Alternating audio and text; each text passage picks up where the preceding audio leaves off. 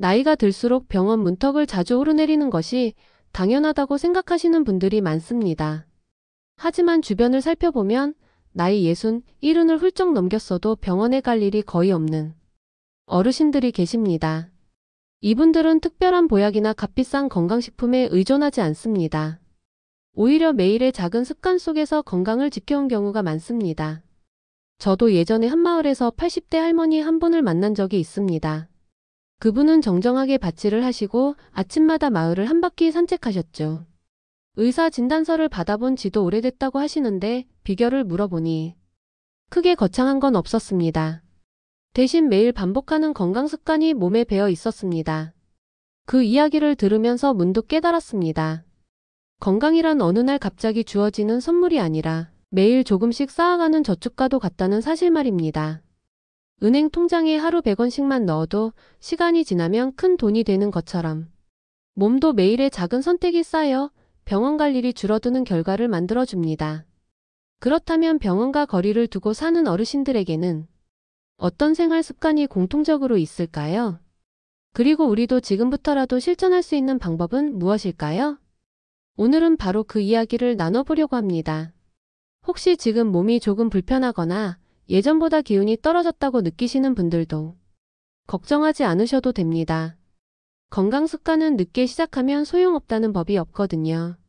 오늘부터 단 한 가지라도 바꿔본다면 내년 이맘때의 내 몸은 지금보다 훨씬 가볍고 건강해져 있을 수 있습니다.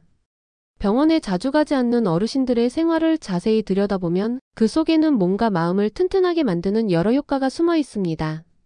우선 가장 먼저 눈에 띄는 것은 면역력입니다. 매일 아침 햇볕을 쬐며 걷거나 제철 채소를 꾸준히 먹는 습관은 우리 몸의 방어력을 높여 작은 감기나 계절성 질환에도 잘 버티게 해줍니다. 면역력이 강하다는 것은 단순히 병이 안 걸린다는 의미를 넘어 회복 속도까지 빠르게 만들어줍니다. 또 하나 중요한 효과는 근육과 관절의 유지입니다.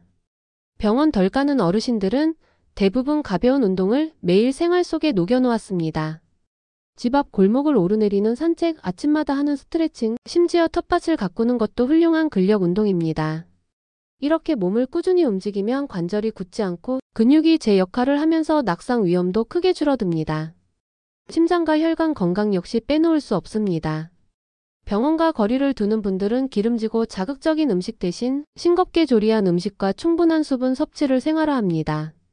그 결과 혈압이 안정되고 혈관 속 노폐물이 쌓이는 속도도 느려집니다. 심장병, 뇌졸중 같은 큰 질환의 위험이 눈에 띄게 낮아지는 것이죠. 마지막으로 정신 건강 면에서도 차이가 큽니다. 규칙적인 생활과 긍정적인 마음가짐은 스트레스 호르몬을 줄이고 치매 발병 위험을 낮추는 데 도움이 됩니다. 사람을 만나 대화하고 웃고 취미를 즐기는 생활은 뇌를 자극해 기억력과 사고력을 오래 유지하게 해줍니다. 이렇게 보면 병원에 잘 안 가는 어르신들의 건강 비결은 특별한 약이나 시술이 아니라 매일의 작은 습관이 만들어낸 면역력 강화, 근육과 관절의 탄탄함, 혈관의 청소, 그리고 마음의 평온함이 함께 어우러진 결과입니다. 건강한 습관은 멀리 있는 게 아니라 지금 우리가 살고 있는 집 안과 마을 안에서 시작할 수 있습니다. 특별히 운동기구나 비싼 식재료가 없어도 생활 속에서 조금만 신경 쓰면 바로 실천할 수 있는 방법들이 많습니다. 먼저 하루에 최소 20분은 햇볕을 쬐며 걷는 시간을 가지는 것이 좋습니다. 아침 햇살을 받으며 천천히 걷다 보면 비타민 D가 자연스럽게 생성되어 뼈를 튼튼하게 하고 면역력도 높여줍니다. 집 앞 골목 근처 공원 혹은 아파트 단지 한 바퀴라도 괜찮습니다. 걸을 때는 팔을 가볍게 흔들며 발 뒤꿈치부터 착지하는 것이 무릎과 허리의 부담을 줄여줍니다. 식습관은 제철 재료를 중심으로 단순하고 담백하게 하는 것이 핵심입니다. 마트에서 눈길을 끄는 가공식품 대신 시장이나 동네 가게에서 파는 신선한 채소와 생선을 선택해 보세요. 예를 들어 봄에는 쑥, 여름에는 오이와 토마토, 가을에는 버섯, 겨울에는 무와 시금치가 좋습니다. 이렇게 계절에 맞게 먹으면 영양이 풍부하고 가격도 저렴합니다.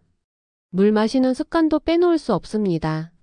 목이 마를 때만 마시기보다 하루에 68잔 정도를 시간을 나눠서 조금씩 마시는 것이 좋습니다.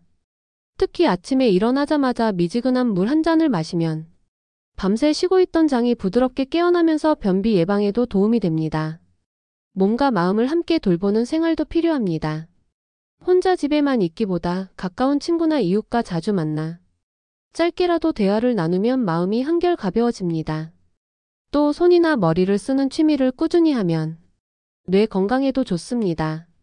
뜨개질, 바둑, 글쓰기, 그림 그리기 등 손쉽게 시작할 수 있는 취미를 생활 속에 넣어보는 겁니다. 마지막으로 너무 완벽하게 하려는 마음을 내려놓는 것이 중요합니다. 한 번에 많은 걸 바꾸려고 하면 금세 지치고 포기하기 쉽습니다. 대신 하루에 하나, 일주일에 하나씩만 바꾼다는 마음으로 천천히 습관을 쌓아가면 1년 후에는 병원과 한결 멀어진 내 모습을 발견하게 될 것입니다. 나이가 들면 아프고 병원에 자주 가는 건 당연하다고 생각하는 분들이 많습니다. 물론 노화에 따라 몸의 기능이 조금씩 떨어지는 건 사실이지만 그렇다고 병원 문턱을 매주 넘는 것이 숙명은 아닙니다. 실제로 80대에도 건강하게 지내는 분들은 연령보다 생활 습관이 건강 상태에 훨씬 큰 영향을 준다는 것을 보여줍니다. 또 하나 흔한 오해는 운동은 젊을 때만 하는 것이라는 생각입니다. 이 나이에 무슨 운동이냐? 그냥 쉬는 게 낫지라고 말하시는 경우가 많습니다. 하지만 움직이지 않으면 근육과 관절은 금세 굳고 혈액순환이 나빠져 오히려 병원 갈 일이 늘어납니다. 실제로 의사들도 연세가 많을수록 과한 운동보다 꾸준하고 가벼운 운동을 더 강조합니다. 즉, 늦게 시작해도 효과가 있다는 뜻이죠. 건강보조제에 대한 착각도 있습니다. 이거 하나면 병원 안 가도 된다는 말에 혹해 비싼 영양제를 사서 드시는 경우가 있는데 필요 이상으로 먹으면 간이나 신장에 부담을 줄 수 있습니다. 영양제는 부족한 영양을 보충하는 보조 수단일 뿐 올바른 식습관과 생활습관을 대신해 줄 수 없습니다. 그리고 증상이 없으면 건강하다는 생각 역시 위험합니다. 고혈압이나 당뇨병 같은 만성질환은 초기에는 특별한 증상이 없어서 모르고 지내는 경우가 많습니다. 그래서 건강한 생활습관을 지키는 것과 함께 정기적인 건강검진을 받는 것이 필요합니다. 병원에 자주 가지 않는다는 것은 예방을 잘하고 있다는 의미이지 아예 병원을 안 간다는 뜻이 아니라는 점을 기억해야 합니다. 마지막으로 많이 먹어야 건강하다는 옛 생각도 버려야 합니다. 예전처럼 몸을 많이 쓰는 시대가 아니기 때문에 필요 이상으로 먹으면 체중이 늘고 관절이나 심혈관계에 부담이 쌓입니다. 이제는 많이보다 제때 알맞게 골고루가 더 중요한 시대입니다. 건강한 식습관은 단순히 좋은 음식을 고르는 것에서 끝나지 않습니다. 같이 먹었을 때 서로의 영양을 도와주고 흡수를 높여주는 음식 궁합을 아는 것도 중요합니다. 병원에 잘 안 가는 어르신들은 이런 음식 짝꿍을 생활 속에서 자연스럽게 챙기고 계신 경우가 많습니다. 예를 들어 뼈 건강에 좋은 칼슘은 단백질이나 비타민 D와 함께 먹어야 흡수율이 높아집니다. 멸치나 두부 같은 칼슘이 많은 음식에 달걀, 연어, 버섯처럼 비타민 D가 풍부한 식재료를 곁들이면 골다공증 예방에 큰 도움이 됩니다. 아침에 멸치볶음을 반찬으로 하고 점심에 버섯 된장국을 곁들이는 식이죠. 또 철분이 풍부한 시금치나 간, 콩류는 비타민C와 함께 먹으면 흡수가 잘 됩니다. 시금치 무침에 생토마토를 곁들이거나 콩 요리에 피망이나 파프리카를 넣는 것이 좋은 예입니다. 이렇게 하면 빈혈 예방에 효과가 높아집니다. 혈관 건강을 위해서도 음식 궁합은 중요합니다. 등푸른 생선에 들어있는 오메가-3 지방산은 비타민 E가 풍부한 견과류와 함께 먹으면 혈관 속 노폐물을 줄이는 데 도움이 됩니다. 고등어구이에 호두나 아몬드를 곁들이면 좋죠. 소화 기능을 돕는 궁합도 있습니다. 잡곡밥은 식이섬유가 많아 좋지만 단단해 소화가 느릴 수 있습니다. 이때 김치나 나물 같은 발효식품이나 부드러운 채소를 곁들이면 소화 부담이 줄고 장 건강이 더 좋아집니다. 특히 김치는 유산균이 풍부해 변비 예방에도 효과적입니다. 마지막으로 피해야 할 궁합도 있습니다. 시금치와 두부를 함께 많이 먹는 경우 시금치의 수산이 칼슘 흡수를 방해할 수 있으니 가끔은 두부는 미역국과 시금치는 다른 채소와 먹는 것이 더 좋습니다. 또 커피나 홍차를 식사 직후에 마시면 철분 흡수를 방해할 수 있으니 식후 12시간 뒤에 마시는 습관이 필요합니다. 이렇게 음식 궁합을 조금만 신경 써도 같은 재료를 먹더라도 그 효과가 훨씬 커지고 병원 갈 일이 줄어드는 건강한 몸을 유지할 수 있습니다. 건강을 지키기 위해 아무리 좋은 음식을 먹더라도 먹는 방법이나 상황을 잘못 선택하면 오히려 부담이 될 수 있습니다. 특히 나이가 들수록 소화 기능과 장기 기능이 서서히 떨어지기 때문에 섭취 시 몇 가지 주의할 점을 꼭 기억해야 합니다. 우선 과유불급이라는 말을 잊지 말아야 합니다. 영양이 풍부하다고 알려진 음식도 너무 많이 먹으면 간이나 신장에 부담을 주거나 혈당을 높일 수 있습니다. 예를 들어 고등어나 참치 같은 등푸른 생선은 오메가-3가 풍부하지만 지방 함량도 높아 과다 섭취 시 체중 증가로 이어질 수 있습니다. 견과류 역시 하루 한 줌 정도가 적당합니다. 또한 음식의 조리 방법도 중요합니다. 튀김이나 기름에 오래 볶는 방식은 영양소를 파괴하고 불필요한 지방 섭취를 늘립니다. 같은 채소라도 데치거나 찌는 방식이 훨씬 건강에 좋습니다. 특히 나트륨 섭취를 줄이는 것이 혈압 관리에 매우 중요하기 때문에 간은 최소한으로 하고 향신채나 허브를 활용해 맛을 더하는 방법이 좋습니다. 음식 알레르기나 약물과의 상호작용도 주의해야 합니다. 예를 들어 일부 혈액응고 억제제를 복용 중인 분들은 비타민 K가 많은 시금치나 K를 과다 섭취하면 약효가 줄어들 수 있습니다. 또 자몽 주스는 특정 약물의 대사에 영향을 줘 부작용을 일으킬 수 있으니 약을 드시는 분이라면 반드시 의사나 약사와 상의해야 합니다. 식사 속도도 건강에 큰 영향을 미칩니다. 너무 빨리 먹으면 혈당이 급격히 오르고 소화가 잘 되지 않습니다. 한 숟가락씩 꼭꼭 씹어 천천히 먹는 습관은 위장 부담을 줄이고 포만감을 오래 유지시켜 과식을 막아줍니다.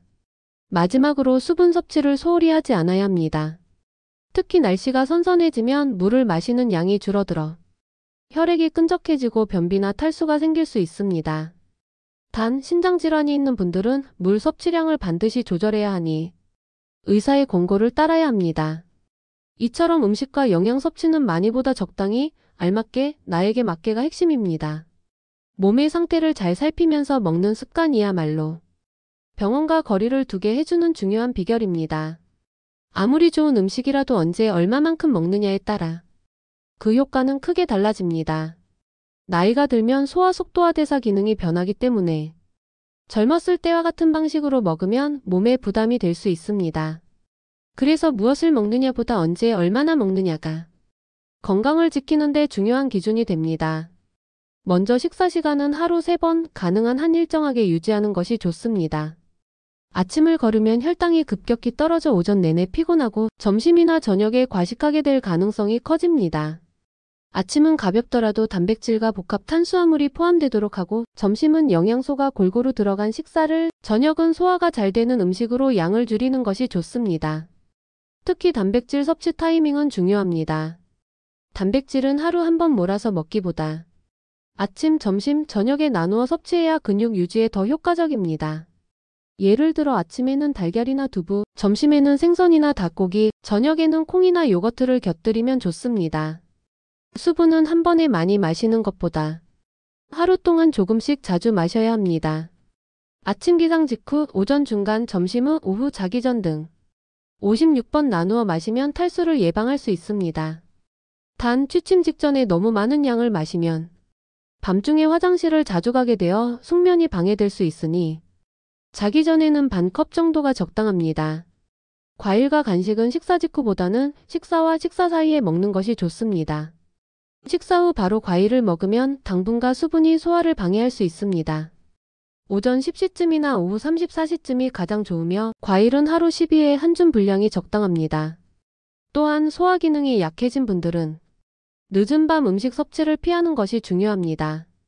잠들기 최소 3시간 전에는 식사를 마쳐야 위가 편안하고 역류성 식도염 같은 문제를 예방할 수 있습니다. 결국 건강한 섭취 타이밍과 권장량은 배고픔과 포만감을 잘 살피면서 몸이 편안하게 받아들일 수 있는 범위에서 규칙적으로 지키는 데 있습니다. 이 습관이 쌓이면 몸은 훨씬 가벼워지고 병원과도 자연스럽게 거리를 둘 수 있게 됩니다. 나이가 들수록 몸이 예전 같지 않다는 것을 느끼는 순간이 많아집니다. 무릎이 시큰거리거나 예전보다 쉽게 피곤해지고 작은 감기에도 회복이 더딜 때가 있지요. 그럴 때 우리는 나이 탓이겠지 하고 넘기지만 사실 그 순간이 바로 생활 습관을 점검하고 바꿀 수 있는 기회입니다. 오늘 말씀드린 병원 덜 가는 어르신들의 공통점은 특별한 비법이나 값비싼 건강식품이 아니라 매일의 작은 습관이 쌓여 만든 결과였습니다. 햇볕을 쬐며 걷는 일, 제철 음식을 먹는 일, 물을 조금씩 자주 마시는 일, 사람들과 웃으며 대화하는 일. 이 모든 것은 큰 돈이 들지 않고 지금 이 자리에서 당장 시작할 수 있는 것들입니다. 건강은 멀리서 오지 않습니다. 오늘 하루의 식사, 오늘의 발걸음, 그리고 오늘 내가 나에게 건네는 따뜻한 한마디에서 시작됩니다.